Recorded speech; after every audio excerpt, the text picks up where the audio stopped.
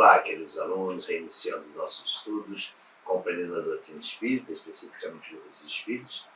Dividimos em várias partes, dando continuidade ao capítulo 2, na parte 4, das penas e gozos futuros. E como de costume, sempre deixamos uma pergunta para ao final tentarmos responder. E eu pergunto a vocês para que vocês possam refletir. A Terra reinará em algum momento o bem? Será possível que isso ocorra no planeta Terra, diante de tantas guerras, de tanta desarmonia, diante de tanto sofrimento que experimentamos nesse educandário, em todos os cantos da Terra, experimentando tantos desequilíbrios, tanta desumanidade? Será possível que o bem possa reinar em algum momento? Vamos ver? Não se esqueçam de se inscrever em nosso canal, ativar o sininho para receber notificações de novas postagens e, se estiverem gostando dos vídeos, dá um like pra gente.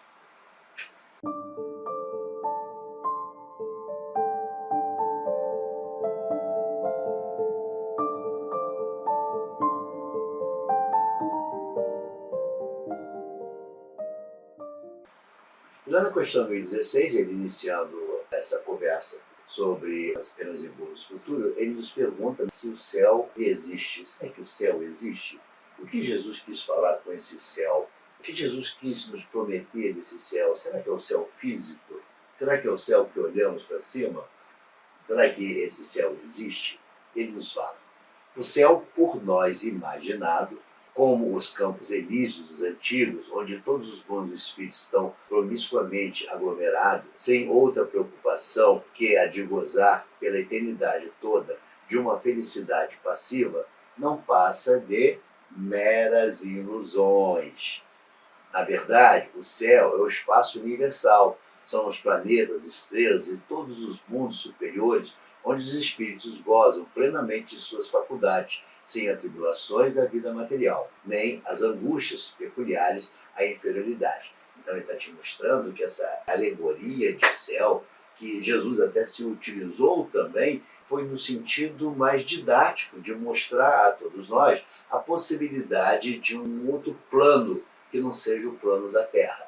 Então, essa ideia de céu, de campos elíseos, é uma fantasia, é uma criação. Ela é, na verdade, uma ilusão muito peculiar do homem, muito peculiar do ser encarnado, que, sem poder explicar ou com falta de elementos para explicar aquilo que está além do seu conhecimento, ele acaba criando fantasias, ele acaba criando alegorias. É comum isso em todos os segmentos religiosos, e a doutrina espírita não é diferente.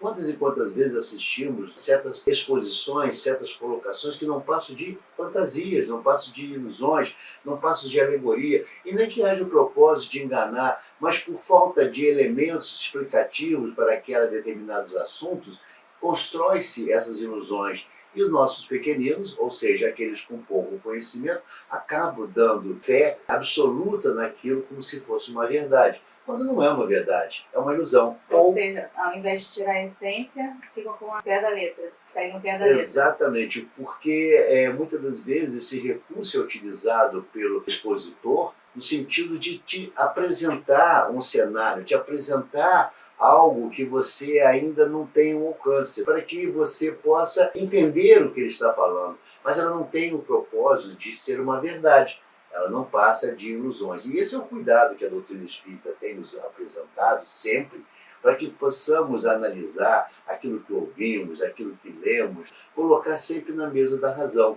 para que não sejamos arrastados por essas ilusões e dando aquilo como verdade quando não passa de mera criação, uma mera construção exemplificativa. Aliás, Jesus usava muito em suas parábolas dessas construções, que, aproveitando o dia a dia ou a rotina daqueles homens, ele usava aquelas atividades exemplificando a doutrina que ele estava apresentando, exemplificando o projeto que ele estava apresentando. Mas aquilo era verdadeiro? Não, não era verdadeiro, nem poderia ser verdadeiro. Algumas construções que foram apresentadas pelo próprio Mestre Jesus são alegorias no sentido de explicar àquela população, aquelas pessoas de pouco conhecimento ou de uma intelectualidade não tão elevada, para pudessem entender o projeto que Jesus estava nos apresentando.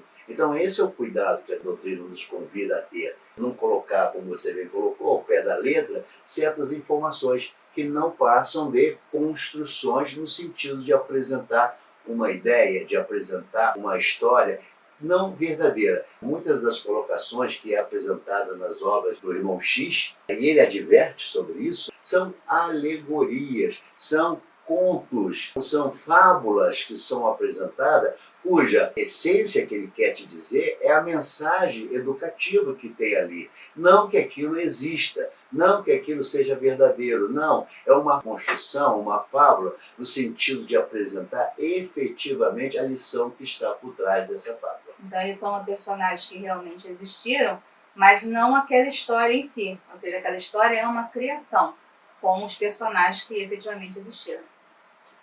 As ideias de habitar o quarto, o quinto, céus, etc., que alguns espíritos relatam, na realidade, queriam dizer com isto é que formais ideias de muitos céus dispostos como os andares de uma casa. Eles, então, respondem de acordo com a vossa linguagem por essas palavras, quarto e quinto céus, porém exprime diferentes graus de purificação e, por consequente, de felicidade. É exatamente como quando se pergunta a um espírito se está no inferno. Se for desgraçado, dirá sim, porque para ele, inferno é sinônimo de sofrimento. Sabe, porém, muito bem, que não é uma fornalha. Um pagão diria estar no Tártaro. Então, lá na questão 1017, olha como ele enriquece todas essas construções que nós apresentamos. Não só o espírito encarnado, o homem, mas também no mundo espiritual, essa percepção que tem, onde ele, por falta também de ferramenta, vai dizer que esse sofrimento é inferno ou é céu, quando na verdade isso são alegorias para tentar te explicar a existência, como aquele colocou, primeiro céu, segundo céu, terceiro céu, sétimo céu, são alegorias para te mostrar esses níveis de evolução que cada espírito vai adquirir. Ou seja, nós temos a ideia de um céu, ou seja, a perfeição, e nessa perfeição tem graduações, que para nós compreendemos que essa graduação são níveis evolutivos de que cada espírito ocupa. Ou seja, cada andar, vamos imaginar a construção, cada andar, de acordo com a evolução de cada espírito, ele vai ocupar esse andar e vai mudando sucessivamente até atingir a plenitude. Mas existe esse andar? Claro que não. Existe esse céu? Claro que não.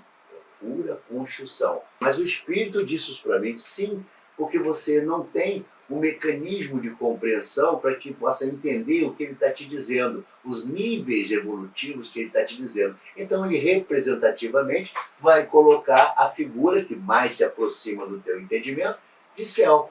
Assim como ele vai te apresentar a figura do inferno, do purgatório, também níveis de sofrimento que o espírito vai experimentar de acordo com os seus equívocos cometidos enquanto encarnado. Em nota de Kardec, ele nos fala, lá na questão 1017, o mesmo ocorre com outras expressões análogas, tais como cidade das flores, cidade dos eleitos, primeira, segunda ou terceira esfera, que apenas são alegorias usadas por alguns espíritos, quer como figuras, quer algumas vezes por ignorância da realidade das coisas, e até das mais simples noções científicas. Então, ele não está contrariando a ciência, ele está tentando te apresentar algo que você não tem um alcance o suficiente para compreender. De acordo com a ideia restrita que se fazia outrora nos lugares das penas e das recompensas, e, sobretudo, de acordo com a opinião de que a Terra era o centro do universo, de que o firmamento formava uma abóbada e que havia uma região das estrelas, o céu era situado no alto e o inferno embaixo. Então nós vamos encontrar, desde os primórdios do homem, desde a caminhada inicial do homem, esta alegoria. O céu está em cima, o inferno está embaixo. O meu parente querido foi para o céu, aquele que eu não gosto foi para o inferno. Então, são simplesmente alegorias que nós colocamos porque nós não temos a compreensão dessa dimensão. Daí as expressões subir ao céu, estar no mais alto do céu, ser precipitado nos infernos. Hoje, a ciência demonstrou ser a Terra apenas, entre tantos milhões de outros, um dos menores mundos, sem importância especial. que traçou a história de sua formação e descreveu a Constituição, que provou ser infinito o espaço, não haver alto nem baixo no universo. Teve-se que renunciar a situar o céu acima das nuvens e o inferno nos lugares inferiores. Quanto ao purgatório, nenhum lugar lhe fora designado. Estava reservado ao Espiritismo dar de tudo isso a explicação mais racional, mais grandiosa e, ao mesmo tempo, mais consoladora para a humanidade. Pôde-se assim dizer que trazemos em nós mesmos o nosso inferno e o nosso paraíso. O purgatório, chamamos-lo na encarnação, nas vidas corporais ou físicas. Então, Kardec vai te apresentar essas alegorias que nós criamos e te dar uma explicação racional. É claro que você, para compreender isso, você precisa se desvestir de uma série de mitos que você construiu, ou melhor, que foram construídos para você ao longo de sua existência e fez com que você acreditasse nessas verdades, quando, na verdade, não eram verdades, eram ilusões, eram construções, algumas delas com o propósito de atemorizar, com o propósito de subordinar aquele que crê, no sentido de ter vantagens sobre aquele ser. E a doutrina vem grandiosamente construir todo um cenário racional para que você se liberte. Esse é o convite da doutrina. Esse é o convite que Kardec nos faz. Esse é o convite que o mundo espiritual nos faz. A libertação de nossos equívocos, de nossas pueris ideias, que faça com que possamos descortinar essas verdades, levantar o véu da ignorância. Esse é o convite dela, para que você não seja um incauto, para que você não sofra, muitas das vezes, seja conduzido por segmentos ou por pessoas que, no sentido de te amedrontar, te apresentam essas inverdades, que são puras construções. E aí, lá na questão 1018, nós vamos encontrar a solidez de tudo que estamos dizendo para você. E ele fala o seguinte: as palavras do Cristo, meu reino não é deste mundo, querem dizer que, respondendo assim, o Cristo falava no sentido figurado. Vou repetir, respondendo assim, o Cristo falava no sentido figurado. Queria dizer que o seu reinado se exerce unicamente sobre os corações puros e desinteressados. Ele está onde quer que domine o amor do bem.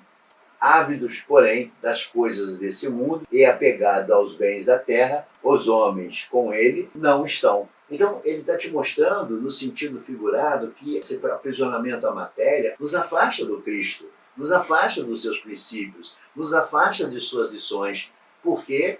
Porque o Cristo é o amor, o Cristo é o desapego, o Cristo é a preocupação com o outro, o Cristo é o perdão. E quando nós não agimos dessa forma, nós estamos divorciados do Mestre, nós estamos afastados do Mestre. Então, quando ele apresenta o céu, foi aquilo que disse anteriormente, e agora reafirmado pela doutrina, ele está te mostrando no sentido figurado. Aliás, eu costumo sempre dizer e advirto sempre aos nossos ouvintes: preste atenção nas palavras, leiam a doutrina, conheçam aquilo que o mundo espiritual está nos apresentando, para que não sejamos vítimas dessa ignorância, para que não desvirtuemos o sentido real que a doutrina nos apresenta, essa doutrina libertadora. Quantos e quantos irmãozinhos criam, constroem fantasias, são aprisionados a essas histórias, essas ameaças, é isso, é aquilo, quando na verdade a doutrina é tão simples, ela é verdadeira, ela é realista, ela traz a razão para que você possa se libertar. Ela não te aprisiona, ela não te subordina, ela não cria dogmas. Muito ao contrário, ela é libertadora. E aí, para um fecho de ouro, São Luís vai nos apresentar toda essa problemática que estamos te trazendo, a questão do céu, do inferno, do purgatório. Ele fala o seguinte: o bem reinará na terra. Respondendo a nossa pergunta, será que o bem reinará na terra? Mas preste atenção no que São Luís nos fala. O bem reinará na terra, quando entre os espíritos que vêm habitar os bons predominarem, porque então farão que aí reine o amor e a justiça, fonte do bem e da felicidade. Por meio do progresso moral e praticando as leis de Deus, é que o homem atrairá para a terra os bons espíritos e dela afastará os maus. Estes, porém, não a deixarão, senão quando daí estejam banidos o orgulho e o egoísmo. Olha como ele, desde o início, da primeira aula que falamos, ele nos adverte sobre o orgulho e o egoísmo. Predita foi a transformação da humanidade e vos avizinhais do momento em que se dará, momento cuja chegada apressa todos os homens que auxiliam o progresso. Essa transformação se verificará por meio da encarnação de espíritos melhores, que constituirão na Terra uma geração nova. Então, os espíritos dos maus, que a morte vai ceifando dia a dia, e todos os que tendem a deter a marcha das coisas serão daí excluídos, pois que virão a estar deslocados entre os homens de bem, cuja felicidade perturbariam. Irão para mundos novos, menos adiantados, desempenhar missões penosas, trabalhando pelo seu próprio adiantamento, ao mesmo tempo que trabalharão pelos seus irmãos ainda mais atrasados. Olha ele nos apresentando a história de Capela, que muitos usam aquilo como livro de cabeceira sendo uma verdade, quando na verdade é uma alegoria. Mas te mostrando da onde vem essa ideia de mundos mais adiantados, o que acontece quando você ainda não adquiriu a moralidade, o seu mundo evoluiu, você não. Você será colocado nesses mundos, onde você vai ter que trabalhar para a sua construção e a construção daqueles pequeninos que ainda não se adiantaram. Mas para aqueles pequeninos você será um ser adiantado, quando na verdade você está expiando as suas faltas. E a música Lei do Progresso, ela não é só para os homens. Ela não vai se efetivar somente nos seres. Ela também é dos mundos. Então os mundos também progridem. Então a Terra também vai progredir. E que não é nessa velocidade que muitos apregoam. Não. E falamos tanto de a Terra sair do planeta de provas e expiações para ir para o mundo de regeneração. Mas essa transformação não é no estalar de dedos, e a Terra se transformou. Não é assim. Vamos ver como que isso vai ocorrer. Neste banimento de espíritos da Terra transformada, não percebeis a sublime alegoria do paraíso perdido e na vinda do homem para a Terra em semelhantes condições, trazendo em si o germe de suas paixões e os vestígios de sua inferioridade primitiva. Descobris a não menos sublime alegoria do pecado original. Ele nos pergunta sobre isso. Considerando deste ponto de vista, o pecado original se prende à natureza ainda imperfeita do homem, que, assim, só é responsável por si mesmo, pelas suas próprias faltas, e não pelas dos seus pais. Jesus já nos falava sobre isso. O filho cego, de nascença, é questionado, será que ele cometeu algum equívoco ou foram os pais dele? Visitam a Bíblia que vocês vão encontrar essa passagem de Jesus. Todos vós, homens de fé e de boa vontade, trabalhai, portanto, com ânimo e zelo na grande obra da regeneração, que colhereis pelo cêntuplo o grão que houverdes semeado. Ai dos que fecham os olhos à luz, preparam para si mesmo longos séculos de trevas e decepções. Ai dos que fazem dos bens deste mundo a fonte de todas as suas alegrias. Terão que sofrer privações muito mais numerosas dos que os gozos de que desfrutam. Ai, sobretudo, dos egoístas, não acharão quem os ajude a carregar o fardo de suas misérias. Então São Luís vai te mostrar essas alegorias todas e vai te apresentar o que a doutrina vem nos apresentando desde o início. Como ocorrerá essa transformação? Como a Terra sairá de um planeta de prova e expiação para um planeta de regeneração? Mas já? Quando será? Talvez séculos e séculos ainda precisarão passar para que o homem atinja essa perfeição. Mas nada vai ocorrer instantaneamente. É preciso haver uma conscientização do homem. É preciso o homem ganhar responsabilidade. É preciso o homem ganhar consciência para que ele possa evoluir, para que ele possa melhorar. E na medida que essas melhoras irão ocorrer, na medida que cada vez mais indivíduos vão compreendendo essa verdade, vão se transformando, a Terra irá se transformar. Uma parcela muito menor de homens ainda inclinado ao mal ficará. E essa parcela mínima é que será alijado da Terra. A Terra vai evoluir, mas esses homens terão que reencarnar em planetas ainda em condições semelhantes a que vivemos hoje. Então, o mal será extirpado? Sim. Mas quando isso vai acontecer? Quando o bem vai reinar sobre a Terra? Quando todos nós aprendemos as lições simples muito simples que o Mestre Jesus nos apresentou e tantos outros sábios seguiram nessa esteira. Fazer o bem, sem olhar a quem. Servir sempre. Fazer a felicidade reinar nos olhos do outro, para que os olhos do outro sejam meu espelho, para que eu possa me enxergar nos olhos do outro. Esse é o convite de Jesus. Essa é a grande mágica, essa é a grande lição, a grande chave que nos é apresentada. Você quer ser feliz? Faça o outro feliz. Você quer melhorar o mundo? Trabalhe para que o mundo melhore. Faça com que, através do seu talento, através do seu conhecimento, você ensine o pequenino o caminho da verdade. Não é impondo, não é fazendo leituras extensivas de determinadas construções religiosas que você vai transformar. Muito ao contrário, será através de suas atitudes que ocorrerá a transformação. Será através da sua compreensão, da sua consciência dessa necessidade de transformação que o mundo vai transformar. Que o pequenino vai compreender que o caminho que ele trafega é um caminho não muito sólido, não muito feliz. Então, existe a chave da felicidade? Sim. Vamos encontrar Aristóteles, vamos encontrar tantos outros filósofos que passaram pela Terra e que irão te apresentar o caminho da felicidade. E todos, sem exceção, vão seguir na mesma cartilha do Mestre Jesus. Fazer ao outro o que gostaria que fizesse para você. É a lição do Mestre Jesus. Sigam a lição do Mestre Jesus. Aliás, costumamos dizer, a Bíblia nada mais é que uma receita de bolo. É só seguir. Ali está a felicidade. Ali está o caminho. Tirando as alegorias, tirando algumas invenções, inserções humanas, mas a essência do projeto de Jesus, Gandhi já nos falava, se rasgasse todas as qualificações religiosas e ficasse somente a bem-aventurança pregoada por Jesus, que é o projeto político de Jesus, nós seríamos felizes. Não estaríamos mais em sofrimento.